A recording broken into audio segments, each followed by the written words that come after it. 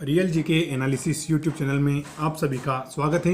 मध्य प्रदेश सामान्य ज्ञान वस्तुनिष्ठ का हम आज पार्ट 2 लेकर आपके सामने आ गए हैं। आज का जो वीडियो है हमारा दूसरा पार्ट होने वाला है। इस सीरीज में दोस्तों हम 8000 से अधिक प्रश्नों का महासंग्रह आपके सामने प्रस्तुत कर रहे हैं, जिनमें कुछ हम नए प्रश्नों को शामिल करते हैं तो कुछ प्रीवियस ईयर एग्जाम से भी पूछे गए हैं। और दोस्तों जो आपको सीरीज है मध्य प्रदेश पुलिस, जेल प्रहरी, वन रक्षक, पटवारी, शिक्षक पात्रता परीक्षा, labour inspector, sub inspector, MPPSC एवं राज्य की अन्य जितनी भी प्रतियोगी परीक्षाएं होती हैं उन सभी के लिए आपके लिए उपयोगी है और आपका मध्य प्रदेश का सामान्य ज्ञान तो बढ़ाएगी ही। अगर आप चैनल पर नए हो चैनल को सब्सक्राइब जरूर करें और वीडियो को अपने अधिक से अधिक दोस्तों के साथ शेयर करना है, क्योंकि वीडियो बहुत कम लोगों तक पहुंच रहा है। तो आपको एक मॉरल ड्यूटी के रूप में इसको लेना है और अधिक से अधिक वीडियो को शेयर करना है ताकि वीडियो प्रत्येक व्यक्ति तक पहुंच पाए। तो चलिए हम वीडियो शुरू करते हैं और आज का पहला प्रश्न देखते हैं। तो आज का हमारा पहला प्रश्न है कि अपने निकटतम समुद्री तट से मध्य प्रदेश लगभग कितनी दूरी पर है। तो प्रश्न बोल रहा है कि जो हमारा मध्य प्रदेश है वो समुद्र तट से लगभग कितना दूर है। दोस्तों इसका हमारा करेक्ट आंसर हो जाएगा 200 किलोमीटर, यानी कि जो हमारा ऑप्शन थर्ड है वो बिल्कुल करेक्ट हो जाएगा कि जो मध्य प्रदेश है वो अपने निकटतम समुद्री तट से कितना दूर है, 200 किलोमीटर। और जो हमारा मध्य प्रदेश का सबसे निकटतम समुद्री तट है वो कौन सा है, वो है गुजरात का तट। कौन सा? गुजरात का तट। तो आप ये भी याद रख सकते हैं। चलिए हम अगला प्रश्न देखते हैं। अगला हमारा प्रश्न है क्रिटेशियस काल में भूगर्भीय हलचलों द्वारा निम्न में से किसका निर्माण हुआ था। तो प्रश्न बोल रहा है जो क्रिटेशियस काल था जो भूगर्भीय हलचल द्वारा उसमें किसका निर्माण हुआ था। तो हम ऑप्शन देखते हैं।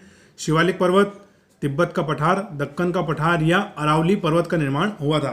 तो दोस्तों इसमें हमारा करेक्ट आंसर हो जाएगा दक्कन का पठार। क्या हो जाएगा, यानी ऑप्शन थर्ड करेक्ट है। क्रिटेशियस काल में भूगर्भीय हलचलों के कारण दक्कन के पठार का निर्माण हुआ था। चलिए थोड़ा हम दक्कन के पठार के बारे में जानते हैं। तो जो हमारा दक्कन का पठार है यह 8 से अधिक राज्यों में विस्तृत है। क्या है? जो दक्कन का पठार है भारत के 8 से अधिक राज्यों की में विस्तृत है।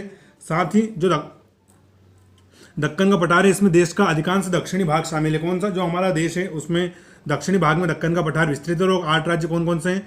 तो वह हमारा तेलंगाना, महाराष्ट्र, कर्नाटक, आंध्र प्रदेश, केरल और तमिलनाडु। इसके साथ दोस्तों मध्य प्रदेश और छत्तीसगढ़ के भी कुछ हिस्से दक्कन के पठार के अंतर्गत शामिल किए गए, इसलिए हम ये प्रश्न पढ़ रहे हैं एमपी जीके के अंदर। चलिए अगला प्रश्न देखते हैं। अगला है हमारा मौर्य युग में मालवा का पूर्वी भाग कहलाता था, यानी कि जो मौर्य काल था या मौर्य युग था उसमें जो हमारे मालवा का पूर्वी भाग था वो क्या कहलाता था। तो ऑप्शन इस प्रकार है हमारा दशपुर, त्रिपुरी, अवंतिका या अकरा। तो करेक्ट आंसर हो जाएगा हमारा ऑप्शन 4 अकरा। क्या हो जाएगा? अकरा।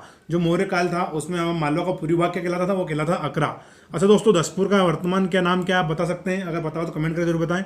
और ठीक इसी पर अवंतिका का वर्तमान नया नाम क्या है ये आपको कमेंट करके बताना है। तो दशपुर और अवंतिका दोनों आपके लिए इनका जवाब आपको कमेंट में देना है।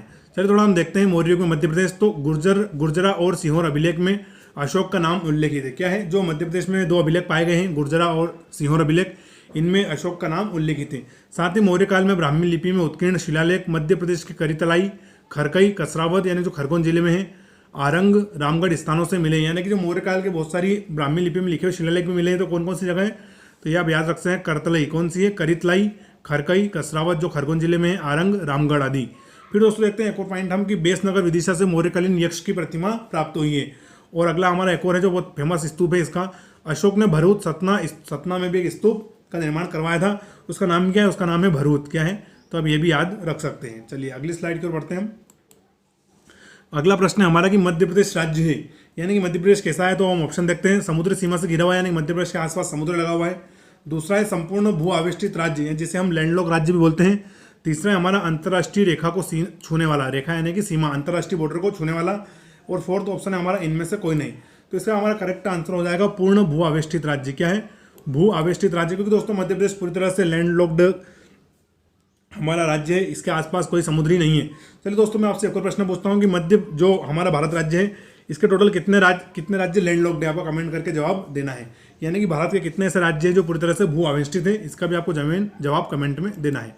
अगला प्रश्न है हमारा प्रायद्वीप नीस है। क्या है?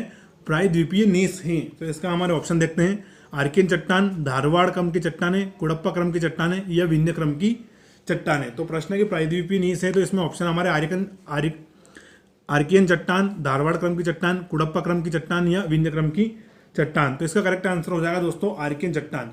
जो आर्कियन चट्टान है वही क्या है? प्रायद्वीपीय नीस है। चलिए अब हम देखते हैं प्रायद्वीप किसे कहते हैं। तो धरातल के उस भूभाग को जो प्रायद्वीप कहा जाता है जो तीनों ओर से जल से घिरा होता है, एक तरफ स्थल से जुड़ा होता है। यानी कि वह भूभाग जो तीन तरफ से जिसके जल हो और एक तरफ क्या हो? कोई भूभाग हो। ऐसे भूखंड या ऐसे हिस्से को हम क्या कहते हैं? प्रायद्वीप कहते हैं।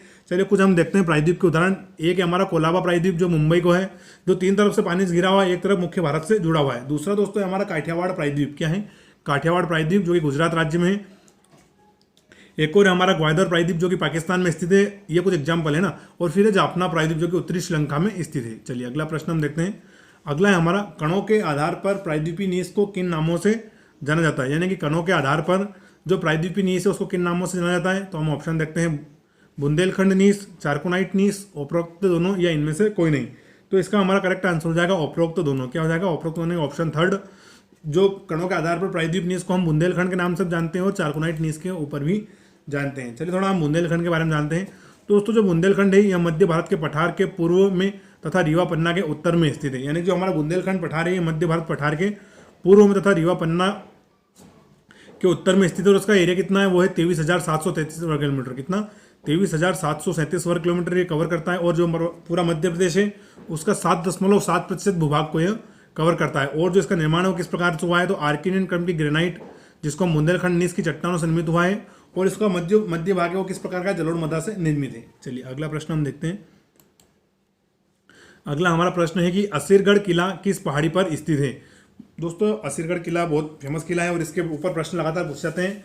तो इसी प्रकार का प्रश्न है कि असीरगढ़ का किला किस पहाड़ी पर स्थित है। तो हमारे ऑप्शन है दुर्गम पहाड़ी, धनजारी पहाड़ी, सिगार की पहाड़ी या जाना पाओ की पहाड़ी। तो इसका करेक्ट आंसर हो जाएगा हमारा दुर्गम पहाड़ी। क्या हो जाएगा? दुर्गम पहाड़ी। क्योंकि दोस्तों असीरगढ़ का किला दुर्गम पहाड़ी के ऊपर स्थित हो रही है। किस जिले में है? तो ये बुरहानपुर जिले के स्थित हैं। चलिए दोस्तों इससे एक और इंपॉर्टेंट मैं आपको प्रश्न बताता हूँ। जो हमारा असीरगढ़ किला है इसको बाब ए दक्कन क्या बोलते हैं? बाब ए दक्कन या कलौद ए दक्कन के नाम से जाना जाता है। तो ये प्रश्न आपसे पूछ सकते हैं, याद रखें कि असीरगढ़ किले को अन्य किस नाम से जाना जाता है। तो इसको बाब ए दक्कन और कलौद ए दक्कन के नाम से भी जाना जाता है। और किस जिले में है? बुरहानपुर जिले में, याद रखें आप। चलिए अगला प्रश्न हम देखते हैं। अगला हमारा प्रश्न है कि आर्किनियन क्रम की चट्टानों को किन नामों से जाना जाता है। यानी जो आर्किनियन क्रम की चट्टान है उनको किन नामों से जाना जाता है। तो उनको हम पैतृक चट्टान बोलते हैं। पैतृक चट्टान, प्राथमिक चट्टान, मूलभूत चट्टान या उपरोक्त सभी। इसका करेक्ट आंसर हो जाएगा उपरोक्त सभी। यानी कि जो आर्किनियन क्रम की चट्टान होती है उनको हम पैतृक चट्टान, प्राथमिक चट्टान और मूलभूत चट्टान तीनों नामों से जानते हैं। दोस्तों ये जो आपका प्रश्न है पुलिस आरक्षक 2016 में पूछा गया था। तो ये प्रीवियस ईयर प्रश्न है, तो आप ये भी याद रखें। चलिए दोस्तों हम थोड़ा भारतीय चट्टानों का वर्गीकरण देखते हैं। तो भारत में पृथ्वी की सभी भू वैज्ञानिक कालों में निर्मित चट्टानें पाई जाती है। यानी जो भारत भूभाग जो गोंडवाना लैंड का हिस्सा है इसमें दोस्तों जितनी भी पृथ्वी में अभी तक हलचलें हुई है या भूवैज्ञानिक काल में जो चट्टान निर्मित हुई सभी प्रकार की चट्टानें पाई जाती हैं। और भारत में पाई जाने वाली चट्टानों उनके निर्माण के क्रम के आधार पर हम देख रहे हैं जो कि प्राचीन से नवीन है, यानी कि किस प्रकार से बनी है। तो सबसे पहले दोस्तों बनी है आर्किनियन क्रम की चट्टान। कौन सी बनी है? आर्किनियन। फिर बनी है धारवाड़, फिर बनी है कडप्पा, फिर विंध्यवन, फिर गोंडवाना, फिर आपका आएगा दक्कन ट्रेप, टर्सरी और क्वार्टरी क्रम की चट्टानों में वर्गीकृत किया गया है। तो सबसे प्राचीन कौन सी है? तो वो है हमारी आर्किनियन। और सबसे नवीन कौन सी? वो हो जाएगी हमारी क्वार्टनरी। चलिए अगला प्रश्न देखते हैं हम। अगला प्रश्न है कि मेकल श्रेणी का आकार कैसा है। यानी कि मेकल श्रेणी जो उसकी आकृति कैसी है? अर्धचंद्राकार, त्रिभुजाकार, चंद्राकार या इनमें से कोई नहीं। तो हमारा करेक्ट आंसर हो जाएगा अर्धचंद्राकार। यानी कि जो हमारी सतपुड़ा की मेकल श्रेणी है उसका आकार कैसा है? वो है अर्धचंद्राकार। और ये प्रश्न हमारा पटवारी 2017 की परीक्षा में आया था। चलिए थोड़ा मेकल श्रेणी के बारे में बात करते हैं। तो छत्तीसगढ़ व मध्य प्रदेश की सीमा में उपस्थित सतपुड़ा पर्वत श्रेणी का पूर्वी विस्तार है। इसके अलावा दोस्तों यह जल विभाजक के रूप में महानदी अपवाह तंत्र और नर्मदा नदी अपवाह तंत्र का विभाजन करता है। क्योंकि दोस्तों जो हमारी महानदी है वो पूर्व की ओर चली जाती है और जो नर्मदा नदी है वो पश्चिम की ओर प्रवाह करती है। अगला दोस्तों हमारा पॉइंट है इसका विस्तार छत्तीसगढ़ के राजनांदगांव, कवर्धा, मुंगेली, बिलासपुर एवं पेंड्रा मरवाही जिलों में है। अगला पॉइंट है हमारा इस पर्वत में मुख्यतः धारवाड़ व कडप्पा चट्टानों की प्रधानता के कारण यह लोह अयस्क एवं फ्लोराइट के कुछ अंश मिलते हैं। अगला हमारा एक और पॉइंट है इसका पूर्वी भाग वृष्टि छाया प्रदेश के अंतर्गत आता है। यहाँ अगला है हमारा कि इसके सबसे ऊंची चोटी कौन सी? बंदरबड़। ये भी याद रखना है इसकी सबसे ऊंची चोटी कौन सी? वो है बंदरबड़ जो कि 1176 मीटर ऊंची है। और यहाँ पे जो मुख्य जनजाति निवास करती है वो कौन सी है? बेगा जनजाति निवास करती है। किसमें? मेकल श्रेणी में। चलिए अगला प्रश्न देखते हैं हम। अगला प्रश्न है हमारा कि सतपुड़ा की दूसरी सबसे ऊंची चोटी कौन सी है। तो दोस्तों ऑप्शन देखते हैं पारसनाथ, गुरु शिखर, अमरकंटक या धनजारी। तो दोस्तों इसमें आप थोड़ा एलिमिनेटिंग मेथड लगा सकते हैं। जैसे कि गुरु शिखर अरावली सबसे ऊंची चोटी है, तो गुरु शिखर तो हमारा बिल्कुल ऑप्शन नहीं होगा, तो गलत हो जाएगा। फिर हमारे पास ऑप्शन 3 बचेंगे। आप इस हिसाब से इसको थोड़ा एलिमिनेट करके भी ऑप्शन सही कर सकते हैं। तो सतपुड़ा की दूसरी सबसे ऊंची चोटी हो जाएगी, वो हो जाएगी हमारी अमरकंटक। कौन सी हो जाएगी? अमरकंटक चोटी। चलिए थोड़ा हम सतपुड़ा श्रेणी के बारे में जानते हैं। तो सतपुड़ा श्रेणी की सबसे ऊंची चोटी है वो है कौन सी? धूपगढ़। कौन सी है? धूपगढ़। अगला है हमारा सतपुड़ा श्रेणी मध्य भारत की पहाड़ियों का एक श्रृंखला है। क्या है? जो मध्य भारत की पहाड़ियां उसकी एक श्रृंखला है। कौन सी? हमारी सतपुड़ा श्रृंखला। यह सीमा महाराष्ट्र और मध्य प्रदेश की सीमा से शुरू होकर पूर्व में छत्तीसगढ़ तक चल रही है। यानी कि दोस्तों ये सीमा है, ये महाराष्ट्र के से शुरू होती है और कहाँ तक जाती है? छत्तीसगढ़ तक जाती है। चलिए अगला हम प्रश्न देखते हैं। अगला हमारा प्रश्न है कि अमरकंटक पठार के उत्तर में कौन सी नदी प्रवाहित होती है? यानी जो अमरकंटक पठार है उसके उत्तर से कौन सी नदी प्रवाहित होती है? और यह प्रश्न आया था पुलिस आरक्षक 2016 में। कब आया था? पुलिस आरक्षक 2017 में प्रश्न पूछा जाएगा। थोड़ा मैप बेस है तो आप जब भी पढ़ाई करें थोड़ा मैप का भी अध्ययन अच्छे से करें। अमरकंटक पठार के उत्तर से कौन सी नदी प्रवाहित होती है? तो हम ऑप्शन देखते हैं, जोहिला, सोन, महानदी या नर्मदा। तो इसका हमारा करेक्ट आंसर हो जाएगा नर्मदा नदी। कौन सी? जो अमरकंटक पठार है उसके उत्तर से कौन सी नदी बहती है? तो वो बहती है हमारी नर्मदा नदी, जिसको मध्य प्रदेश की क्या बोलते हैं? जीवनदायिनी बोलते हैं। अमरकंटक पठार से निकलने वाली नदियों का हम बारे में बात करें तो 3 नदियां हैं, नर्मदा, सोन और जोहिला। कौन सी? नर्मदा, सोन और जोहिला अमरकंटक पठार से निकलती हैं। अमरकंटक मध्य प्रदेश के अनूपपुर जिले में आता है। किसमें? अनूपपुर जिले में आता है, ये भी आप याद रखें। और अमरकंटक को आम्रकूट भी कहा जाता है। क्या कहा जाता है? अमरकंटक को आम्रकूट भी कहा जाता है। और यह तीर्थ श्राद्ध स्थान और सिद्ध क्षेत्र के रूप में प्रसिद्ध है। चलिए अगला प्रश्न हम देखते हैं। अगला हमारा प्रश्न है कि सतपुड़ा मेकल श्रेणी संपूर्ण मध्य प्रदेश के कितने भूभाग पर विस्तृत है? यानी जो सतपुड़ा श्रेणी है मध्य प्रदेश का कितना टोटल हिस्सा अपने पास रखती है? तो करेक्ट आंसर हो जाएगा 11%। कितना? 11% हिस्सा सतपुड़ा मेकल श्रेणी के अंतर्गत आता है। चलिए थोड़ा इसके बारे में जानते हैं। तो अर्धचंद्राकार यानी कि पंखनुमा है। यह दक्कन ट्रेप से निर्मित और लेटराइट की मोटी परत से आच्छादित है। इसका निर्माण बलुआ पत्थर, क्वार्टज और अवसादी चट्टानों से हुआ है। और इसका विस्तार हमारा शहडोल, मंडला और डिंडोरी जिलों में है। और सतपुड़ा पर्वत श्रेणी के और प्रमुख जिले हम देखें तो बुरहानपुर, खरगोन, खंडवा, होशंगाबाद, हरदा, बैतूल, बालाघाट, छिंदवाड़ा और सिवनी है। चलिए अगला प्रश्न हम देखते हैं। अगला हमारा प्रश्न है कि संरचनात्मक और उच्च व विविधता के आधार पर सतपुड़ा मेकल श्रेणी को कितने भागों में बांटा गया है? यानी संरचना के आधार पर जो हमारी सतपुड़ा मेकल श्रेणी है इसको कितने भागों में बांटा गया है? तो इसका करेक्ट आंसर हमारा हो जाएगा 3 भागों में। कितना? 3 भागों में हो जाएगा। कौन कौन सी? पहली हो जाएगी हमारी राजपीपला श्रेणी, दूसरी हो जाएगी मध्य श्रेणी और तीसरी हो जाएगी मेकल या अमरकंटक श्रेणी। तो आप याद रखें कि जो हमारी सतपुड़ा मेकल श्रेणी है उसको 3 भागों में बांटा गया है। तो हमारा पहला हो जाएगा राजपीपला की पहाड़ियाँ, दूसरा हो जाएगा मध्य श्रेणी की पहाड़ियाँ और तीसरा हो जाएगा मेकल अमरकंटक श्रेणी। चलिए अगले प्रश्न की ओर हम बढ़ते हैं। अगला हमारा प्रश्न है कि सतपुड़ा मेकल श्रेणी को वाटरशेड क्यों कहा जाता है? यानी जो सतपुड़ा मेकल श्रेणी है इसको वाटरशेड क्यों कहा जाता है? तो ऑप्शन देखते हैं हम, सर्वाधिक नदियों के उद्गम के कारण, दूसरा हो जाएगा जलप्रपातों के कारण, तीसरा हो जाएगा वनों के कारण या चौथा हो जाएगा अत्यधिक वर्षा के कारण। तो इसका ऑप्शन 1 बिल्कुल करेक्ट है। सर्वाधिक नदियों के उद्गम के कारण सतपुड़ा मेकल श्रेणी को वाटरशेड कहा जाता है, क्योंकि दोस्तों यहाँ से नर्मदा, सोन, जोहिला साथ ही महानदी भी निकलती हैं। तो सर्वाधिक नदियों के उद्गम के कारण इसको क्या कहा जाता है? वाटरशेड कहा जाता है। चलिए अगला प्रश्न हम देखते हैं। अगला हमारा प्रश्न है कि असीरगढ़ पहाड़ी एवं नर्मदा नदी के मध्य स्थित है। यानी जो असीरगढ़ पहाड़ी है जिस पर असीरगढ़ किला बना हुआ है और नर्मदा नदी के मध्य में क्या स्थित है? तो ऑप्शन हम देखते हैं, निमाड़ का मैदान, जालौन का मैदान, डबरा का मैदान या इनमें से कोई नहीं। तो हमारा दोस्तों करेक्ट आंसर हो जाएगा निमाड़ का मैदान। जो असीरगढ़ पहाड़ी है और नर्मदा नदी के मध्य कौन सा मैदान है? तो वो है हमारा निमाड़ का मैदान है। चलिए निमाड़ के मैदान में कौन कौन से जिले हैं, यानी कि निमाड़ में कौन से जिले लगे हुए हैं? अगर आपको इसका उत्तर पता है तो हमें कमेंट करके जरूर बताएं। और निमाड़ में कौन सी भाषा बोली जाती है? वो बोली जाती है निमाड़ी भाषा। कौन सी भाषा? निमाड़ी भाषा, या इसको हम बोली बोल सकते हैं, निमाड़ी बोली। चलिए अगला प्रश्न हम देखते हैं। सोन नदी के दक्षिण में स्थित पठार है, यानी जो हमारी सोन नदी है उसके दक्षिण में स्थित कौन सा पठार है? तो ऑप्शन देखते हैं हम, बघेलखंड, बुंदेलखंड, मध्य भारत या इनमें से कोई नहीं। तो इसका हमारा करेक्ट आंसर हो जाएगा ऑप्शन है बघेलखंड। क्या हो जाएगा? बघेलखंड सोन नदी के दक्षिण में स्थित है। और सोन नदी दोस्तों यहाँ से निकलती है और सीधे अपने ऊपर चल जाती है और गंगा की एक सहायक नदी बन जाती है। और ये जो पूरी घाटी है इसको हम क्या बोलते हैं? इसको हम बोलते हैं नर्मदा सोन घाटी। चलिए अगला प्रश्न हम देखते हैं। अगला हमारा प्रश्न है कि निम्न में से कौन सी पहाड़ी सतपुड़ा मेकल श्रेणी में स्थित नहीं है? यानी कि कौन सी जो पहाड़ी वो सतपुड़ा मेकल श्रेणी के अंतर्गत नहीं आती है? तो ऑप्शन देखते हैं हम, बड़वानी की पहाड़ियाँ, बीजलगढ़ पहाड़ियाँ, कालीभीत पहाड़ी या गोमनपुर पहाड़ी। तो इसका दोस्तों हमारा करेक्ट आंसर हो जाएगा गोमनपुर पहाड़ी। क्या हो जाएगा? गोमनपुर पहाड़ी, क्योंकि जो दोस्तों गोमनपुर पहाड़ी है मालवा के पठार के अंतर्गत आती हैं। इसके अलावा जितनी भी जो दी गई हैं, बड़वानी पहाड़ी, बीजलगढ़ और कालीभीत, तीनों किसके अंतर्गत आती है? वो आती है हमारी सतपुड़ा मेकल श्रेणी के अंतर्गत। दोस्तों वीडियो को आपको शेयर करना बिल्कुल भी नहीं भूलना है, साथ ही वीडियो को पूरा देखकर लाइक और कमेंट भी करना है। और अगर चैनल पर नए हो तो चैनल को सब्सक्राइब भी जरूर करना है और शेयर करना तो आपको बिल्कुल भी नहीं भूलना है। चलिए अगला प्रश्न हम देखते हैं। क्वार्टज तथा गुलाबी बलुआ पत्थर के निक्षेप कौन सी पर्वत श्रेणी में पाए जाते हैं? यानी जो क्वार्टज और गुलाबी बलुआ पत्थर है उनका निक्षेप यानी उनका ढेर कौन सी पर्वत श्रेणी में पाया जाता है? तो हम ऑप्शन देखते हैं, पूर्वी सतपुड़ा श्रेणी, पश्चिमी सतपुड़ा श्रेणी, मेकल श्रेणी या कैमूर श्रेणी। तो इसका हमारा करेक्ट आंसर हो जाएगा पूर्वी सतपुड़ा श्रेणी। जो सतपुड़ा पर्वत की पूर्वी श्रेणी है उसमें कौन से क्वार्टज और गुलाबी बलुआ पत्थर के निक्षेप पाए जाते हैं। और दोस्तों आप ये देख सकते हैं ये हमारी सतपुड़ा श्रेणी, और जो इसका पूर्वी हिस्सा है ये वाला जिसमें मेकल श्रेणी आती है, यहाँ पर क्वार्टज और गुलाबी बलुआ पत्थर पाए जाते हैं। चलिए अगला प्रश्न देखते हैं हम, जो 20वां प्रश्न है हमारा। प्रश्न है कि मध्य प्रदेश का दूसरा सबसे बड़ा भौगोलिक प्रदेश कौन सा है। यानी कि मध्य प्रदेश का दूसरा सबसे बड़ा भौगोलिक प्रदेश कौन सा है। तो ऑप्शन देखते हैं नर्मदा सोन घाटी, बुंदेलखंड पठार, मालवा का पठार या रीवा पन्ना का पठार। तो हमारा करेक्ट आंसर हो जाएगा नर्मदा सोन घाटी। क्या हो जाएगा, नर्मदा सोन घाटी मध्य प्रदेश का दूसरा सबसे बड़ा भौगोलिक भाग है, जो कि कितना 26% अपने अंदर होल्ड करता है। कितना 26%। पहले नंबर पर दोस्तों है मालवा का पठार। क्या है, मालवा का पठार, जो कि लगभग मध्य प्रदेश का 28% हिस्सा कवर करता है। दूसरा है नर्मदा सोन घाटी जो 26%। तीसरा है हमारा मध्य भारत का पठार जो 10.68%। फिर तीसरा हो जाएगा हमारा रीवा पन्ना का पठार 10.37%। और अंत में आ जाएगा हमारा बुंदेलखंड का पठार जो कि कितना है 7.7%। चलिए अगले प्रश्न की ओर हम बढ़ते हैं। और ये प्रश्न याद रखें आप, ANM 2016 में पूछा गया, तो ये भी प्रीवियस ईयर प्रश्न था हमारा।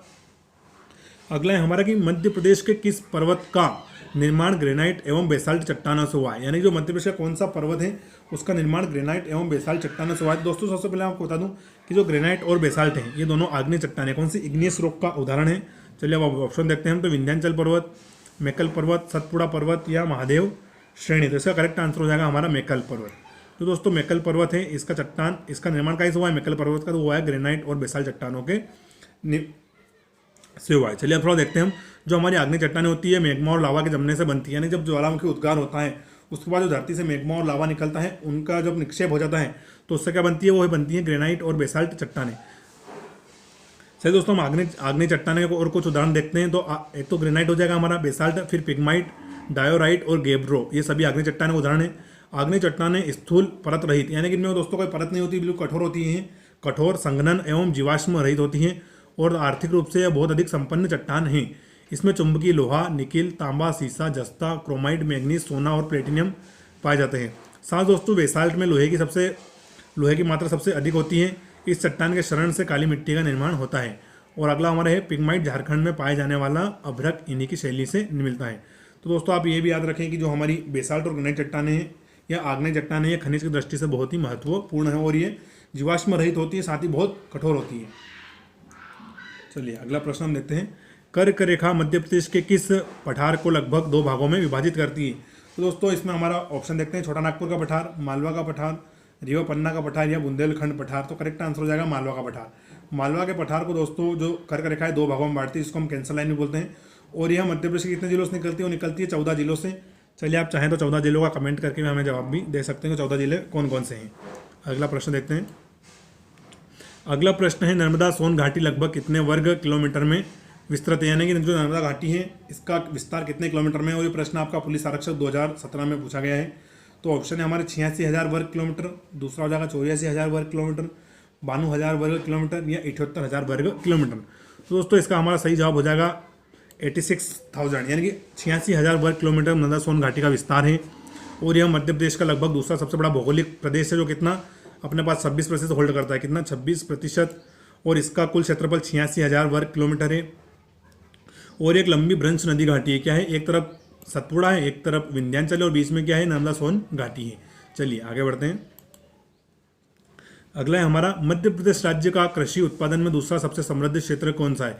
यानी कि ये प्रश्न पूछ रहा है कौन सा ऐसा भौगोलिक क्षेत्र है जो कृषि के हिसाब से दूसरा सबसे अधिक समृद्ध है। तो हमारे ऑप्शन है मालवा का पठार, दूसरा हो जाएगा रीवा पन्ना का पठार, तीसरा हो जाएगा नर्मदा सोन घाटी और चौथा हो जाएगा बघेलखंड का पठार। तो इसका हमारा करेक्ट आंसर होने वाला दोस्तों नर्मदा सोन घाटी। क्या है, नर्मदा सोन घाटी दूसरी सबसे समृद्ध किसके मामले में, कृषि के मामले में। और पहले नंबर पे हमारा मालवा का पठार। पहला है कृषि उत्पादन में सबसे समृद्ध मालवा है और दूसरे नंबर पर आएगा हमारा नर्मदा सोन घाटी। चलिए मध्य प्रदेश में कृषि से संबंधित कुछ पॉइंट देखते हैं हम। तो मध्य प्रदेश में सोयाबीन का सर्वाधिक उज्जैन कहाँ पर होता है, उज्जैन जिले में। कहाँ पर होता है, उज्जैन जिले में होता है। और मध्य प्रदेश में देश का 59% सोयाबीन उत्पादन होता है। कितना, पूरे देश का 59% सोयाबीन का उत्पादन मध्य प्रदेश में होता है, इसीलिए इसको सोया स्टेट भी बोलते हैं। क्या बोलते हैं, सोया स्टेट। फिर दोस्तों मालवा का पठार गेहूं का दूसरा सबसे बड़ा उत्पादक क्षेत्र है। पहले नंबर पर तो मालवा में सोयाबीन होता है, लेकिन दूसरे नंबर पर क्या होता है, तो होता है हमारा गेहूं। अगला पॉइंट है हमारा कि सर्वाधिक मूंगफली का उत्पादन कहाँ पर होता है, वो होता है खरगोन जिले में। कहाँ पर होता है, खरगोन जिले में सर्वाधिक मूंगफली का उत्पादन होता है। चने का प्रमुख उत्पादक क्षेत्र कौन सा है, तो हमारा होशंगाबाद जिला हो जाएगा। सर्वाधिक चनों का उत्पादन कहाँ पर होता है? तो होशंगाबाद में। गन्ने का सर्वाधिक उत्पादन होता है निमाड़ क्षेत्र में। कहाँ पर दोस्तों? निमाड़ क्षेत्र में, जिसमें खंडवा, खरगोन और कुछ धार का हिस्सा भी लगता है, साथ ही अलीराजपुर और झाबुआ। तो दोस्तों गन्ने का सर्वाधिक उत्पादन कहाँ पर होता है? तो निमाड़ क्षेत्र में होता है। अगला हमारा पॉइंट है कि मध्य प्रदेश में सर्वाधिक कृषि जोत का आकार किस जिले में है? तो वो है हरदा जिले में। किस जिले में? हरदा में। फिर अगला है हमारा मध्य प्रदेश में न्यूनतम कृषि जोत का आकार कटनी एवं नीमच जिलों में। कहाँ पर? कटनी एवं नीमच जिलों में। खंडवा एवं खरगोन में सफेद सोना पाया जाता है, जिसको हम क्या बोलते हैं? कपास। यानी कि जो खंडवा और खरगोन है, यहाँ पर अच्छी प्रकार की काली मिट्टी है, तो उसमें यहाँ पर कपास खेती अच्छी होती है, तो इसको क्या बोला जाता है? सफेद सोना। और राज्य में सिंचाई की दृष्टि से देश में कौन सा स्थान है? तो वो है हमारा 13वां। यानी कि जो हमारे देश के 28 राज्य है उसमें मध्य प्रदेश का स्थान कितना है? वो है 13वां। और राज्य उर्वरक के प्रयोग की दृष्टि से देश में 21वां स्थान रखता है। कितना रखता है? 21वां स्थान। तो दोस्तों हम काफ़ी कम उर्वरक यहाँ पर इस्तेमाल होता है, यूँ कहें किसानों के पास उर्वरक की कमी है। तो दोस्तों इससे जो मध्य प्रदेश की जो उत्पाद होता है फसल का, वो पॉइजन फ्री होता है और उसमें खनिज का उर्वरक का काफ़ी हम कम प्रयोग करते हैं। साथ दोस्तों राज्य में सर्वाधिक जो फसल है वो है सोयाबीन और दूसरे नंबर पर है गेहूं। चलिए अगले पॉइंट पर बढ़ते हैं। अगला प्रश्न है हमारा कि नर्मदा सोन घाटी की औसत ऊंचाई लगभग कितनी है? प्रश्न है कि जो नर्मदा सोन घाटी है इसकी औसत ऊंचाई कितनी है? तो ऑप्शन देखते हैं 300 मीटर, 400 मीटर, 420 मीटर या 380 मीटर। तो करेक्ट आंसर हो जाएगा 300 मीटर। जो हमारी नर्मदा सोन घाटी है इसकी औसत हाइट कितनी है? वो है 300 मीटर।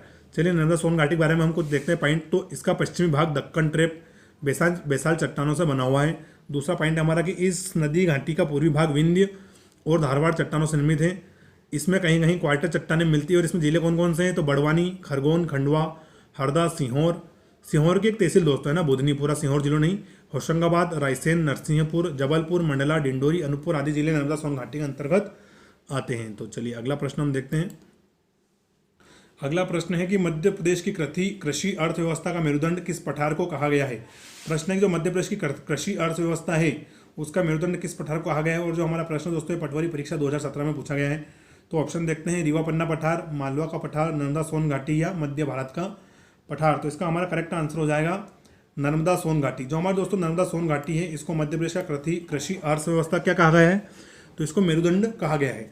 चलिए मध्य प्रदेश में हम कृषि से जुड़े हुए कुछ प्रमुख संस्थान देख लेते हैं, साथ के साथ ही रिवीजन कर लेते हैं, जरूर पूछे जाते हैं। तो सबसे पहले दोस्तों हम देखते हैं गेहूं अनुसंधान केंद्र जो कि जबलपुर में है। दूसरा हमारा हो जाएगा चावल अनुसंधान केंद्र जो कि बड़वानी में है। तीसरा हमारा हो जाएगा कपास अनुसंधान केंद्र जो कि खरगोन में है। साथ ही गन्ना अनुसंधान केंद्र नरसिंहपुर में है। कहाँ पर है? नरसिंहपुर में। इसके अलावा दोस्तों नारमन बोरलाग अंतर्राष्ट्रीय कृषि संस्थान, या इसको मध्य प्रदेश का गेहूं और मक्का अनुसंधान केंद्र बोल देते हैं, तो जबलपुर में स्थित है। इसके साथ दोस्तों सोयाबीन अनुसंधान केंद्र की स्थापना कहाँ पर की गई है? तो हमारे इंदौर में है। और अंगूर अनुसंधान केंद्र की स्थापना करी गई तो वो कहाँ पर है? रतलाम जिले में करी गई है। तो ये मध्य प्रदेश के कुछ प्रमुख कृषि अनुसंधान केंद्र थे, तो आप ये भी याद रखें, परीक्षा में पूछे जा सकते हैं। और वीडियो आपको अच्छा लग रहा हो तो इसको शेयर जरूर करें। चलिए अगला हम प्रश्न देखते हैं। जायद फसलों के लिए कौन सा भौगोलिक क्षेत्र विख्यात है? यानी कि जायद फसलों के लिए कौन सा भौगोलिक क्षेत्र है जो मध्य प्रदेश में बहुत प्रसिद्ध है या उसके उत्पादन में काफ़ी अच्छे नंबर पर है, अव्वल नंबर पर है? तो जायद फसलों के लिए कौन सा भौगोलिक क्षेत्र विख्यात है? तो ऑप्शन देखते हैं हम मालवा का पठार, बघेलखंड का पठार, मध्य भारत का पठार या नर्मदा सोन घाटी। तो इसका हमारा करेक्ट आंसर हो जाएगा नर्मदा सोन घाटी, क्योंकि दोस्तों नर्मदा सोन घाटी में जल की भरपूर उपलब्धता है, उसके कारण यहाँ पर जायद फसलों का उत्पादन भी किया जाता है। चलिए थोड़ा हम देखते हैं जायद फसलें किस प्रकार की होती हैं। तो रबी व खरीफ के मध्य में उगाई जाने वाली फसलें क्या कहलाती है? जायद फसलें कहलाती हैं। दोस्तों जब रबी और खरीफ की फसलें खत्म हो जाती है उसके बाद भूमि खाली हो जाती है, तो उस टाइम जो फसल हो जाती है उनको हम बोलते हैं जायद फसलें। क्या बोलते हैं? जायद फसलें। कुछ स्तर पर हम इनको नकदी फसलें भी बोल सकते हैं। चलिए उदाहरण देखते हैं। तो तरबूज, खरबूज, ककड़ी, खीरा की फसलें और कुछ हरी सब्जियां प्रमुख क्या है? जायद फसलें हैं। तो कौन सा क्षेत्र हमारा प्रसिद्ध हो जाएगा? हो जाएगा नर्मदा सोन घाटी जायद फसलों के लिए। और जायद फसलें क्या होती हैं? तो रबी व खरीफ के मध्य उगाई जाने वाली फसलों को हम बोलते हैं जायद फसल। तो आप ये भी याद रख सकते हैं। चलिए अगला हमारा प्रश्न है कि भारवेली और मलाजखंड खदानें निम्न में से किस पठार के अंतर्गत आती हैं? तो दोस्तों सबसे पहले आपको बता दूं भारवेली और मलाजखंडी खदानें अपने तांबा उत्पादन क्षेत्र के लिए प्रसिद्ध है। तो ये किस पठार के अंतर्गत आती है? तो ऑप्शन हो जाएगा मालवा का पठार, सतपुड़ा मेकल श्रेणी प्रदेश, मध्य भारत का पठार और बघेलखंड पठार। तो इसका हमारा करेक्ट आंसर आएगा सतपुड़ा मेकल श्रेणी। क्या हो जाएगा? सतपुड़ा मेकल श्रेणी में ही दोस्तों भारवेली और मलाजखंड की खदानें हैं। ये आप मैप में देख सकते हैं दोस्तों, नर्मदा नदी बह रही है और इसके नीचे आसपास जो फैली हुई है वो क्या है? ये इसके नीचे क्या है दोस्तों? वो है सतपुड़ा मेकल श्रेणी, पूरी सतपुड़ा मेकल श्रेणी है। और यहाँ पर ये हमारी मलाजखंड की खदानें। और कौन से जिले में आती हैं? तो ये आती है बालाघाट जिले में। कौन से जिले में? बालाघाट जिले के अंतर्गत आती हैं। और बालाघाट जिला छत्तीसगढ़ के साथ अपनी सीमा भी साझा करता है। और साथ ही ये भी याद रखें कि मलाजखंड खदानों में किसका उत्पादन होता है? वो होता है हमारे तांबा का, जो कि बालाघाट में स्थित है। चलिए अगला प्रश्न देखते हैं। मध्य प्रदेश का कौन सा भौगोलिक प्रदेश गर्मियों में अत्यधिक गर्म तथा शीत में साधारण ठंडा रहता है? यानी गर्मियों में बहुत ज़्यादा गर्म हो जाता है लेकिन शीत ऋतु में साधारण तौर पर ठंडा रहता है, ज़्यादा ठंडा नहीं रहता है। तो ऑप्शन देखते हैं हम, नर्मदा सोन घाटी, बघेलखंड पठार, मालवा का पठार और मध्य भारत का पठार। तो करेक्ट आंसर हमारा इसमें हो जाएगा ए, नर्मदा सोन घाटी। दोस्तों जो हमारी नर्मदा सोन घाटी है यह ग्रीष्म ऋतु में अत्यधिक गर्म रहती है और शीत ऋतु में साधारण ठंडी रहती है।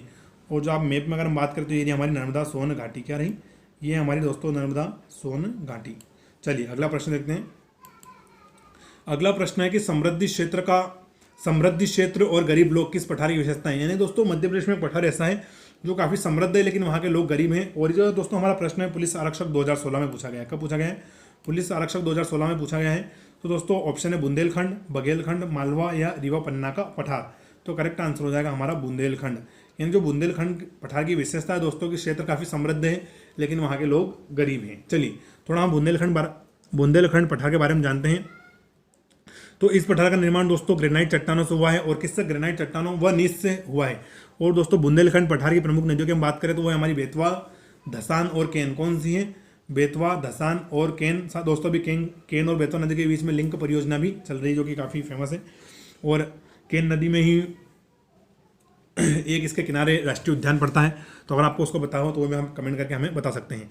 चलिए बुंदेलखंड के हम जिले देखते हैं तो वो है दतिया, छतरपुर, टीकमगढ़, पिछोर व करेरा तहसील शिवपुरी की। यानी कि शिवपुरी पूरा जिला नहीं है लेकिन उसकी पिछोर और खररा तहसील बुंदेलखंड में शामिल है।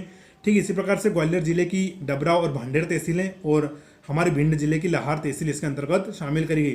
तो दोस्तों कभी कभी ऐसे भी प्रश्न आ जाते हैं कि जो ग्वालियर जिले की डबरा और भांडेर तहसीलें हैं वो किस क्षेत्र का हिस्सा है, यानी कि किस भौगोलिक क्षेत्र का हिस्सा है। तो आपको उस टाइम लगाना है बुंदेलखंड का हिस्सा है। चलिए दोस्तों इसका अगर हम क्षेत्रफल की बात करें बुंदेलखंड की तो वो है 23,733 वर्ग किलोमीटर, जो पूरा मध्य प्रदेश का कितना 7.70% हिस्सा अपने पास रखती है, या जो मध्य प्रदेश का 7.37% हिस्सा कवर करती है। तो पुलिस आरक्षक 2016 का प्रीवियस ईयर क्वेश्चन है, याद रखें। अगला हमारा प्रश्न है कि मध्य प्रदेश के कितने भागों में बांटा गया है, यानी कि मध्य उच्च प्रदेश को कितने भागों में बांटा गया है। तो हमारा करेक्ट आंसर हो जाएगा दोस्तों यहाँ पर ही आप उच्च काट देना, थोड़ा सा टाइपिंग मिस्टेक हुई है। यानी कि प्रश्न है हमारा कि मध्य प्रदेश को कितने भागों में बांटा गया है। तो करेक्ट आंसर हमारा हो जाएगा 5 भागों में। चलिए देखते हैं कौन कौन से हैं। तो पहला हो जाएगा हमारा मध्य भारत का पठार, फिर हो जाएगा मालवा का पठार।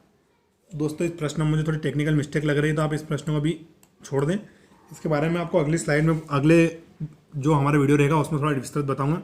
टाइपिंग मिस्टेक के साथ साथ थोड़े हमारे जो ऑप्शन है ये भी गलत हमने लिख दिए हैं, तो इस प्रश्न को आप थोड़ा देर अभी होल्ड कर दें, स्किप कर दें। चलिए अगला हम देखते हैं कौन से पठार की मुख्य उपज तेंदुपत्ता है। क्या है? जैसे प्रश्न बोल रहा है कि कौन से पठार की मुख्य उपज तेंदुपत्ता है और हमारा ऑप्शन क्या हो जाएगा, जो हमारा प्रश्न है वन रक्षक 2017 में पूछा गया था और मध्य प्रदेश में वर्तमान में वन रक्षक की वैकेंसी भी खुली हुई है। तो ऑप्शन हम देखते हैं बुंदेलखंड, बघेलखंड, मध्य भारत या रीवा पन्ना। कौन से पठार की मुख्य उपज तेंदुपत्ता है? तो इसका हमारा करेक्ट आंसर होने वाला है ए ऑप्शन, यानी कि बुंदेलखंड। क्या हो जाएगा? बुंदेलखंड की मुख्य उपज क्या है? वो है तेंदुपत्ता। साथ दोस्तों आप तेंदुपत्ता का वैज्ञानिक नाम जरूर याद रखें, क्योंकि जो हमारा MPSI और MPPSC इसमें ऐसे प्रश्न लगातार पूछे जाते हैं, उसमें बारहसिंगा के या मोर के ऐसे लगातार वैज्ञानिक नाम पूछे जाते हैं। तो तेंदुपत्ता का वैज्ञानिक नाम है वो है डायोस्पारो। क्या है? डायोस्पाइरस मेलेक्जाइलोन। तो आप थोड़ा सा अगर आगे आगे आप याद रख लेंगे जिसका डायोस्पाइरस, तो उससे भी आप ऑप्शन क्लिक कर देंगे। तो तेंदुपत्ता का वैज्ञानिक नाम जरूर याद रखें।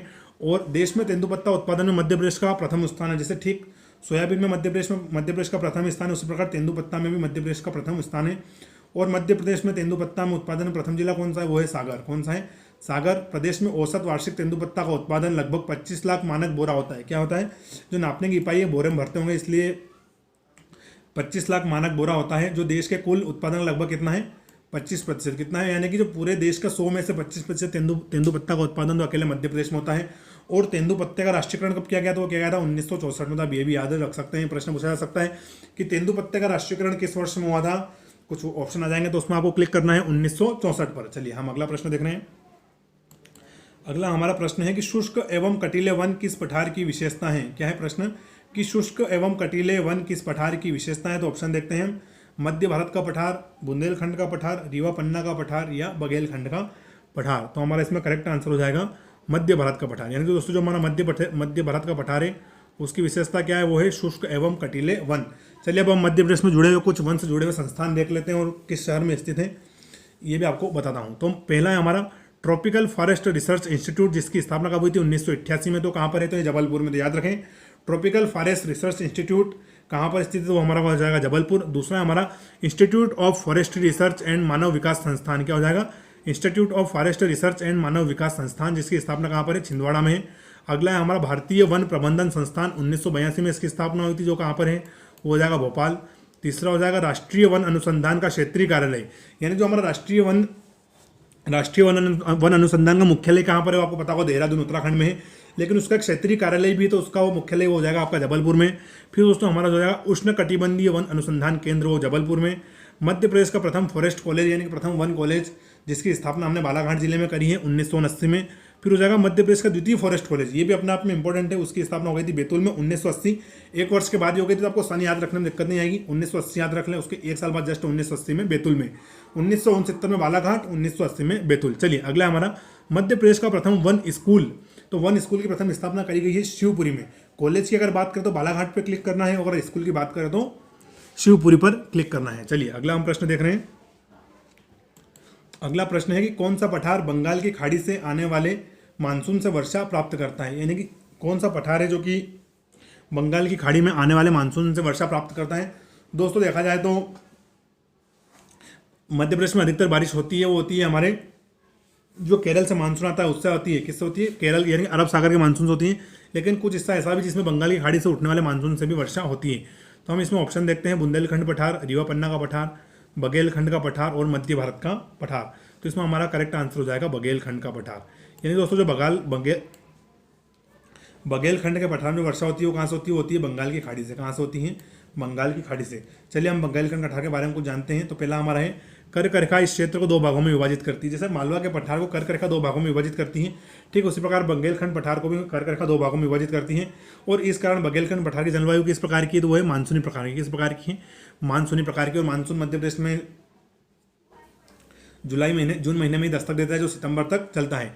यह ग्रीष्म ऋतु में, चलिए दोस्तों ये पॉइंट छोड़ दीजिए, आप ये याद रखें कि बघेलखंड पठार की औसत वर्षा कितनी है, 125 सेंटीमीटर। कितनी है, 125 सेंटीमीटर यहाँ पर वर्षा होती है। और इस क्षेत्र में सोन नदी का अपवाह तंत्र विस्तार है। कौन सी, तो यानी जो हमारा बघेलखंड का पठार है इससे कौन सी नदी बहती, तो बहती है हमारी सोन नदी, और इसकी औसत ऊंचाई कितनी है, 400 मीटर। तो दोस्तों याद रखने का पॉइंट है, किसी भी अगर आप पठार पढ़ रहे हो सबसे पहले आप उसकी लोकेशन याद रख लें, फिर उसमें कौन कौन से जिले आते हैं उनको याद रख लें, फिर उस पठार में कितनी औसत वर्षा होती है उसको याद रखना है, साथ ही उसमें कौन सी नदियाँ और उसकी औसत ऊंचाई कितनी है और उसकी सबसे ऊंची चोटी क्या है। अगर आप इस प्रकार से याद रखेंगे तो आपको पूरा पठार विस्तृत तरीके से आ जाएगा।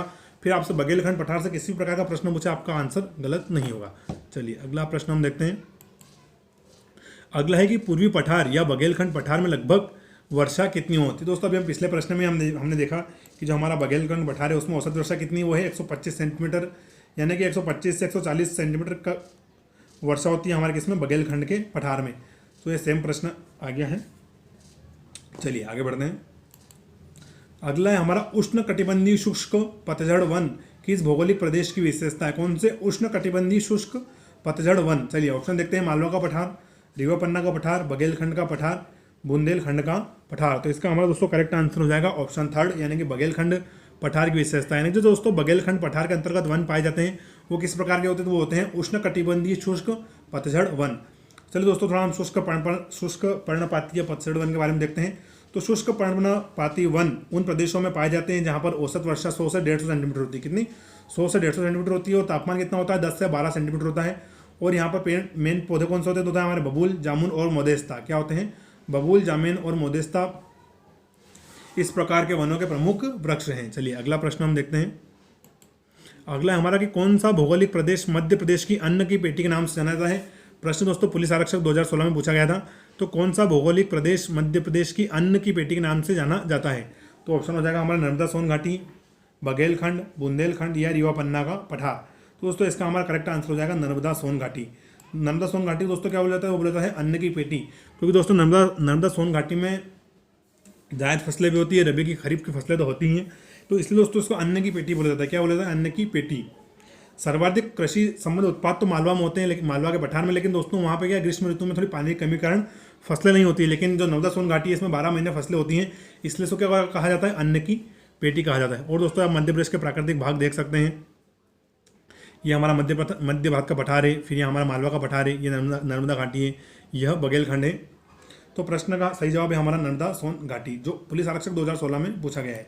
अगला प्रश्न है हमारा कि त्रिभुजा आकार किस भौगोलिक प्रदेश की विशेषता है, यानी कि मध्य प्रदेश का कौन सा ऐसा भौगोलिक प्रदेश है जिसकी आकृति किस प्रकार की, वो है त्रिभुजाकार की। किस प्रकार की?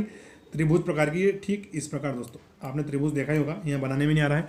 तो हम ऑप्शन देखते हैं, बघेलखंड पठार, सतपुड़ा मेकल श्रेणी, मध्य उच्च प्रदेश, या इनमें से कोई नहीं। तो इसका हमारा करेक्ट आंसर हो जाएगा मध्य उच्च प्रदेश। यानी कि दोस्तों मध्य उच्च प्रदेश है, इसकी आकृति किस प्रकार की, वो है त्रिभुजानुमा। जो हमारा मध्य उच्च प्रदेश है ये त्रिभुजनुमा है। दोस्तों मध्य प्रदेश को 3 बड़े भूभाग में बांटा गया है भौगोलिक भूभाग में, जैसा हमारा पहला हो जाएगा मध्य उच्च प्रदेश, दूसरा हो जाएगा सतपुड़ा श्रेणी प्रदेश, और तीसरा हो जाएगा पूर्वी पठार। सर दोस्तों हम थोड़ा इसके बारे में जानते हैं। मध्य उच्च प्रदेश में सबसे पहला हो जाएगा हमारा मध्य भारत का पठार, फिर हो जाएगा रीवा पन्ना का पठार, फिर हो जाएगा मालवा का पठार, फिर हो जाएगा बुंदेलखंड का पठार, और फिर हो जाएगा नर्मदा सोन घाटी। तो दोस्तों वो प्रश्न थोड़ा गलत हो गया था, उसमें हमने ऑप्शन थोड़ा गलत लिख दिए थे। चलिए आगे बढ़ते हैं। इसका हमारा करेक्ट आंसर हो जाएगा मध्य उच्च प्रदेश।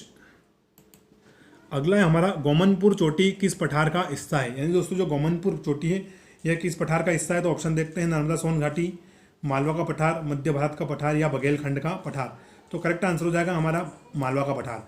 दोस्तों जो हमारी गोमनपुर चोटी है किसका हिस्सा ये है, हमारे मालवा के पठार का हिस्सा है। चलिए थोड़ा हम मालवा पठार के बारे में जानते हैं। तो मालवा के पठार के पश्चिम भाग को मध्य उच्च प्रदेश के नाम से भी जाना जाता है। दोस्तों जो मालवा का पश्चिम भाग है उसको मध्य उच्च प्रदेश के नाम से जाना जाता है, और यहाँ से कर्क रेखाएं गुजरती है मालवा के पठार से, जो लगभग इसको 2 भागों में बराबर भागों में बांटती हैं। चलिए हम जिले देख लेते हैं कौन कौन से आते हैं मालवा में। तो आते हैं भोपाल, राजगढ़, मंदसौर, देवास, सीहोर, उज्जैन, गुना, रायसेन, सागर, इंदौर, रतलाम, धार और झाबुआ जिलों किसके अंतर्गत आते हैं, मालवा पठार के अंतर्गत आते हैं। इसके साथ ही दोस्तों राजस्थान का कुछ हिस्सा भी मालवा पठार के अंतर्गत आता है। और मालवा पठार की औसत ऊंचाई कितनी है, वो है 500 मीटर, और सबसे ऊंची चोटी यहाँ की कौन सी, वो है सिगार की चोटी। कौन सी चोटी है, सिगार की चोटी। और दोस्तों मालवा के अंतर्गत कौन सी प्रमुख नदी आती है, तो हम देखते हैं शिप्रा जाती है, चंबल, काली सिंध, माही, सोनार, बेतवा, पार्वती आदि यहाँ की कौन सी नदियाँ प्रमुख नदियाँ हैं। और दोस्तों थोड़ी सी मालवा के पठार में वर्षा कम होती है, तो औसत वर्षा यहाँ पे हो जाएगी 75 से 125 सेंटीमीटर की यहाँ पर औसत वर्षा होती है। दोस्तों इसीलिए जो मालवा से निकलने वाली नदियाँ वो 12 महीने प्रवाह नहीं होती, वो सब मानसून में उसके थोड़े कुछ समय यानी कि दिसंबर जनवरी महीने तक ही प्रवाहित होती है। ग्रीष्म ऋतु में पूरी तरह सूख जाती है, क्योंकि यहाँ पर वर्षा 75 से 125 सेंटीमीटर होती है। चलिए अगला हम प्रश्न देखते हैं। अगला हमारा प्रश्न है कि मालवा के पठार की औसत ऊंचाई कितनी है। तो अभी मैंने आपको पिछली स्लाइड में बताया कितनी हो जाएगी हमारी, 500 मीटर। कितनी हो जाएगी, 500 मीटर। जो हमारा मालवा का पठार है इसकी औसत ऊंचाई कितनी हो जाएगी, 500 मीटर। चलिए अगला प्रश्न देखते हैं। अगला प्रश्न है कि कौन से पठार का निर्माण क्रिटेशियस युग के अंतिम समय में होता है, यानी कि जब पृथ्वी पर क्रिटेशियस युग चल रहा था उसके अंतिम समय में किसका निर्माण हुआ था। तो ऑप्शन देखते हैं, मध्य भारत का पठार, नर्मदा सोन घाटी, मालवा का पठार, या बघेलखंड का पठार। तो करेक्ट आंसर हो जाएगा मालवा का पठार। यानी दोस्तों जो हमारा मालवा का पठार है इसका निर्माण क्रिटेशियस युग के अंतिम समय में है, यानी जब जो क्रिटेशियस युग है वो समाप्ति की ओर था उसी समय किसका निर्माण हुआ है, तो वह है मालवा का पठार का। थोड़ा मैप में दोस्तों देखें हम, तो ये मालवा पठार ये है पूरा, ये जो हिस्सा है पूरा मालवा पठार के अंतर्गत आता है, जिसमें 10 से 11 जिले मध्य प्रदेश के शामिल है, और थोड़ा सा हिस्सा राजस्थान का भी शामिल है। दोस्तों जो ऊपर वाला हिस्सा है थोड़ा राजस्थान का, बांसवाड़ा और जो जिले आते हैं बॉर्डर वाले उनका कुछ हिस्सा भी मालवा के पठार में फैला हुआ है। चलिए अगला प्रश्न हम देखते हैं। अगला प्रश्न है कि कौन सा पठार गेहूं की डलिया पठार के नाम से भी प्रसिद्ध है। तो ये हमारा पटवारी परीक्षा 2017 में पूछा गया था, यानी कि किस पठार को गेहूं की डलिया भी कहा जाता है। तो हमारा ऑप्शन हो जाएगा मालवा के पठार को। किसको, मालवा के पठार को। क्योंकि दोस्तों मालवा के पठार में सोयाबीन के बाद दूसरी मुख्य फसल कौन सी है, तो वो है गेहूं। मालवा में गेहूं का उत्पादन भी काफ़ी बड़े स्तर पर किया जाता है, तो गेहूं की डलिया किसे कहा जाता है, तो कहा जाता है मालवा के पठार को। चलिए अगला प्रश्न हम देखते हैं। अगला हमारा प्रश्न है कि निम्न में से कौन सा जिला मालवा पठार में नहीं आता है। तो दोस्तों मैंने आपको पहले बताया कि जितने भी हमारे पठार हैं उनमें जो किस पठार में कौन सा जिला था, आप जरूर याद रखें, क्योंकि इससे प्रश्न लगातार परीक्षा में पूछे जा रहे हैं और आगे पूछे जाने की संभावना है। जैसे कि प्रश्न है कि निम्न में से कौन सा जिला मालवा पठार में नहीं आता है। तो ऑप्शन देखते हैं, भोपाल, देवास, राजगढ़ या छतरपुर। तो हमारा करेक्ट आंसर दोस्तों क्या हो जाएगा, छतरपुर। क्योंकि दोस्तों छतरपुर जिले को मालवा का हिस्सा नहीं माना जाता है। तो मालवा में कौन कौन से जिले आते हैं, तो आते हैं हमारे देवास, धार, इंदौर, झाबुआ। अभी हमने पिछली स्लाइड में आपको बताया। इसके अलावा दोस्तों राजस्थान का झालावाड़ जिला और बांसवाड़ा जिला, साथ ही चित्तौड़गढ़ जिले के कुछ हिस्से भी मालवा के पठार के अंतर्गत आते हैं, तो आप ये भी याद रख सकते हैं। साथ ही दोस्तों गुना जिले और सीहोर जिले का थोड़ा सा भाग मालवा के पठार के अंतर्गत आता है। चलिए अगला। और दोस्तों मालवा के 2 प्रमुख शहर कौन से हैं, तो उसमें हमारा इंदौर और उज्जैन मालवा के 2 प्रमुख शहर हो जाएंगे। दोस्तों जो हमारा मंदसौर है यहाँ पर आपको पता होगा लहसुन काफ़ी बड़े पैमाने पर की जाती है। जो हमारा नीलज जिला है यहाँ पर राष्ट्रीय ओपियम फैक्ट्री है, यहाँ पर अफीम का उत्पादन होता है। चलिए आगे बढ़ते हैं हम। अगला हमारा प्रश्न है कि निम्न में से कौन से पठार में सहरिया जनजाति निवास करती है। दोस्तों ये आपका प्रश्न कृषि सहकारी विपणन संघ 2016 के एग्जाम में पूछा गया था और वर्तमान में भी सहकारी बैंक में क्लर्क वगैरह की एग्जाम निकली हुई है। तो आप वीडियो को पूरा देखें और अपने दोस्तों के साथ शेयर करें। इसका पार्ट 1 हम पहले ही अपलोड कर चुके हैं। अगर आप पार्ट 2 साथ देखना शुरू कर रहे हैं तो आप पार्ट 1 भी जरूर देखें, अच्छी क्लियरिटी आएगी आपको। तो निम्न में से कौन से पठार में सहरिया जनजाति निवास करती है। तो ऑप्शन देखते हैं, मध्य भारत का पठार, बुंदेलखंड का पठार, बघेलखंड का पठार या रीवा पन्ना का पठार। तो करेक्ट आंसर हो जाएगा हमारा मध्य भारत का पठार। क्या हो जाएगा, मध्य भारत के पठार में कौन सी जनजाति निवास करती है। तो वो करती है सहरिया जनजाति। तो ऑप्शन है बिल्कुल करेक्ट है। चलिए थोड़ा हम मध्य भारत के पठार के बारे में जानते हैं। दोस्तों मध्य भारत के पठार को हम चंबल उप आंध्र प्रदेश भी बोलते हैं। क्या बोलते हैं, चंबल उप आंध्र प्रदेश भी हम मध्य भारत के पठार को बोलते हैं। दोस्तों मध्य भारत के पठार का विस्तार पूर्व में बुंदेलखंड के पठार तथा पश्चिम में राजस्थान की उच्च भूमि तथा उत्तर में यमुना के मैदान और दक्षिण में मालवा के पठार तक है। दोस्तों सीमांत भ्रंश द्वारा पठार पश्चिमी भाग में अरावली श्रेणी से पृथक होता है और इस क्षेत्र में दोमट मृदा से ढकी हुई अवसादी चट्टानें पाई जाती हैं। इस क्षेत्र के अंतर्गत निम्न जिले आते हैं, जिसमें भिंड सबसे कम वर्षा वाला जिला है मध्य प्रदेश का। फिर हमारा हो जाएगा मुरैना, ग्वालियर, गुना, शिवपुरी, नीमच एवं मंदसौर भी शामिल है। इस क्षेत्र में दोस्तों लगभग 75 सेंटीमीटर से औसत वर्षा है, यानी कि लगभग कितनी 75 सेंटीमीटर यहाँ पर औसत वर्षा होती है। और इसकी प्रमुख नदियाँ हो जाएगी हमारी पार्वती, चंबल, कुनो, काली सिंध। और दोस्तों जो हमारा मध्य भारत का पठार है इसमें जलवायु भी महाद्वीपीय प्रकार की है और इस क्षेत्र में पाई जाने वाली जलोढ़ एवं काली मृदा खनिज की दृष्टि से गेहूं, बाजरा, ज्वार के लिए उत्तम है और ये खनिज की दृष्टि से क्षेत्र अत्यधिक संपन्न नहीं है, क्योंकि दोस्तों मध्य भारत के पठार में किसी प्रकार कोई खनिज नहीं पाया जाता है। चलिए अगला प्रश्न हम देख रहे हैं। अगला हमारा प्रश्न है कि कौन से पठार में वर्षा की मात्रा सबसे कम है। तो दोस्तों अभी हमने देखा कि यहाँ पर जो मध्य भारत का पठार है यहाँ 75 सेंटीमीटर औसत वर्षा है। तो कौन से पठार में औसत वर्षा सबसे कम है। तो करेक्ट आंसर हो जाएगा मध्य भारत का पठार। क्या हो जाएगा, ऑप्शन 2 बिल्कुल हमारा करेक्ट है। औसत वर्षा कितनी है, 75 सेंटीमीटर से कम। चलिए अगला हम प्रश्न देख रहे हैं। अगला है कि निम्न में से कौन सी नदी, दोस्तों यहाँ पे नदी नहीं आ गया ना, ये थोड़ा टाइपिंग मिस्टेक हो गया है। निम्न में से कौन सी भारत के पठार की विशेषता नहीं है, यानी कि दोस्तों प्रश्न बोल रहा है दोस्तों कि निम्न में से कौन सी मध्य भारत के पठार की विशेषता नहीं है, पर मध्य आता। आगे आपको प्रश्न पढ़कर सुना देता हूं कि निम्न में से कौन सी मध्य भारत के पठार की विशेषता नहीं है। ऑप्शन देखते हैं हम। इसे चंबल का उप आंध्र प्रदेश कहा जाता है। मध्य प्रदेश के कुल भौगोलिक क्षेत्र का 10.7% हिस्से पर विस्तृत है। फिर दोस्तों मृदा अपरदन की समस्या से ग्रसित है। और अगला है हमारा, इस पठार का जनसंख्या घनत्व अधिक है। तो दोस्तों हमारा ऑप्शन हो जाएगा ऑप्शन 4 बिल्कुल करेक्ट हो जाएगा, क्योंकि मध्य भारत के पठार को हम चंबल का उप आंध्र प्रदेश भी बोलते हैं। मृदा अपरदन की समस्या बहुत ज़्यादा ग्रसित है दोस्तों, क्योंकि चंबल नदी यहाँ पर गली प्रकार का प्रदन करती है। कौन सा गली अपरदन करती है। इसके अलावा दोस्तों मध्य प्रदेश का कुल भौगोलिक पर 10.7% हिस्से पर यह विस्तृत है, लेकिन इस पठार पर जनसंख्या घनत्व अधिक नहीं है। तो ऑप्शन 4 हमारा बिल्कुल करेक्ट हो जाएगा। चलिए अगला प्रश्न हम देख रहे हैं। अगला है हमारा, लाहौर, डबरा एवं करेरा तहसील किस भौगोलिक प्रदेश का हिस्सा है। क्या है दोस्तों, मैंने आपको थोड़ी देर पहले ही बताया था कि इस प्रकार के प्रश्न आते। देखिए प्रश्न आ भी गया, लाहौर, डबरा एवं करेरा तहसील किस भौगोलिक प्रदेश का हिस्सा है। तो हम ऑप्शन देख रहे हैं, रीवा पन्ना का पठार, मालवा का पठार, बघेलखंड का पठार और बुंदेलखंड का पठार। तो करेक्ट आंसर क्या हो जाएगा, बुंदेलखंड का पठार। क्या हो जाएगा, बुंदेलखंड का पठार में दोस्तों लाहौर, डबरा और करेरा तहसील किसका हिस्सा है, वो है हमारे बुंदेलखंड के पठार का। चलिए बुंदेलखंड के पठार के बारे में जानते हैं हम। तो बुंदेलखंड पठार का विस्तार मध्य प्रदेश के मध्य उत्तरी भाग में है। कहाँ पर है, मध्य उत्तरी भाग में है। इस पठार के पूर्व में बघेलखंड, पश्चिम में मध्य भारत का पठार, उत्तर में यमुना का मैदान तथा दक्षिण में विंध्याचल पर्वत है। और इसकी औसत ऊंचाई कितनी है, 150 मीटर, यानी काफ़ी नीचा पठार है। तो इसकी औसत ऊंचाई है 150 मीटर। उत्तर में 150 मीटर, लेकिन जब दक्षिण तक जाते इसकी ऊंचाई बढ़ जाती है। वो कितनी हो जाती है, 400 मीटर। और बुंदेलखंड के पठार की सबसे ऊंची चोटी है तो वो है हमारी सिद्ध बाबा की चोटी, जिसकी ऊंचाई है 1172 मीटर। कितनी, 1172 मीटर। और बुंदेलखंड पठार का निर्माण ग्रेनाइट नीच से हुआ है। और इस क्षेत्र की प्रमुख नदियाँ कौन सी, वो है सिंध, केन, बेतवा और धसान। कितनी है, सिंध, केन, बेतवा और धसान यहाँ की प्रमुख नदियाँ हैं। औसत वर्षा की अगर हम बात करें तो वो है हमारी 75 से 100 सेंटीमीटर। कितनी है, 75 से 100 सेंटीमीटर बुंदेलखंड के पठार की औसत वर्षा है।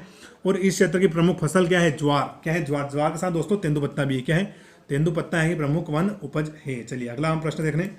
अगला हमारा प्रश्न है कि कौन सी विशेषता मालवा के पठार की नहीं है। क्या है, कौन सी विशेषता मालवा के पठार की नहीं है। तो पहला हमारा ऑप्शन हो जाएगा, यह पठार दक्कन ट्रेप की लावा एवं बेसाल चट्टानों से निर्मित हुआ है। दूसरा है, उसके पूर्वी भाग में वर्षा की मात्रा 75 से 125 सेंटीमीटर है। तीसरा है, इस पठार पर सम जलवायु पाई जाती है। और चौथा है, बेतवा नदी इस पठार की जल जीवन रेखा है। क्या है? बेतवा नदी इस पठार की जीवन रेखा है। तो दोस्तों आप एलिमिनेटिंग मेथड से लगा सकते हैं कि मालवा में बेतवा नदी बिल्कुल भी नहीं बहती है। तो करेक्ट आंसर क्या हो जाएगा हमारा ऑप्शन 4। क्योंकि दोस्तों जो मध्य प्रदेश में प्रमुख जो मालवा में नदियाँ बहती है उनमें शिप्रा है, काली सिंध है, ऐसी छोटी छोटी नदियाँ दोस्तों। तो बेतवा नदी इस पठार की जीवन रेखा नहीं है। तो दोस्तों बिल्कुल करेक्ट आंसर हो जाएगा हमारा ऑप्शन 4। चलिए आज के हम सेकंड लास्ट क्वेश्चन की ओर बढ़ रहे हैं।